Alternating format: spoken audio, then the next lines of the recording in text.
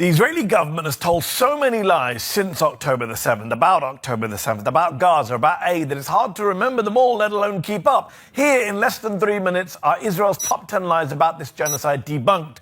Start the clock.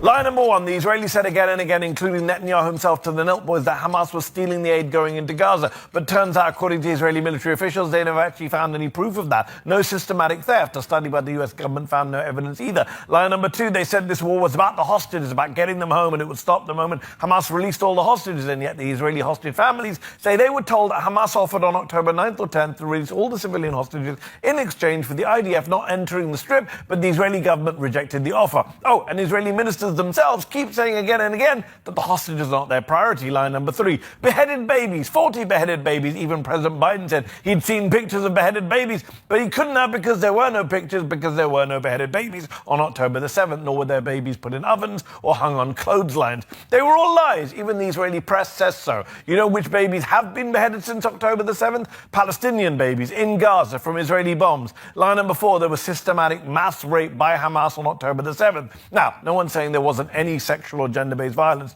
on October the 7th, but mass rape as a weapon of war, well, the Times of London, a pro-Israel, Murdoch-owned right-wing newspaper, did a deep dive last year. Quote, Israel says Hamas has weaponized rape, but investigators say the evidence does not stand up to scrutiny. The UN Commission of Inquiry said last year that it had not been able to independently verify allegations of rape because of obstruction by the Israeli authorities, and the main Israeli prosecutor on the case has said, in the end, we don't have any complainants. Line number five, there is a Hamas command and control center under Al-Shifa Hospital. They even put out this video showing what looks like a Bond villain lair under Al-Shifa, but it's been nearly 2 years and we've still seen no evidence whatsoever of that vast structure under Al-Shifa. But we have seen evidence there of mass graves filled with Palestinian corpses. Lie number six, the Rantisi hospital was used to hide Israeli hostages. And we know this because here, unveiled by an Israeli military spokesman on camera, is a schedule used by the Hamas kidnappers, the Hamas guards, in the basement of the hospital, except it wasn't a guard schedule. It didn't have any names on it. It was just a calendar with the days of the week on it in Arabic. Lie number seven, UNRWA is a front for Hamas,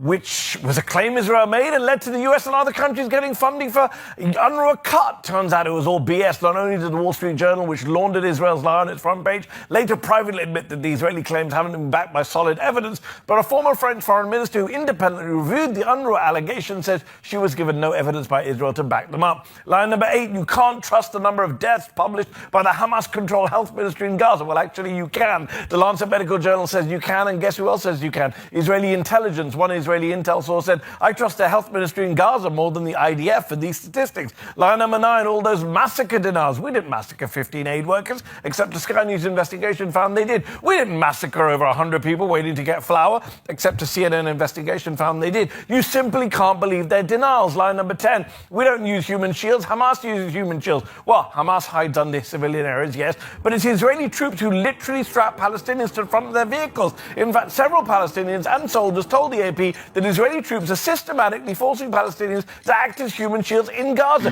So there you have it, Israeli lie after Israeli lie, debunked in less than 3 minutes. You're welcome.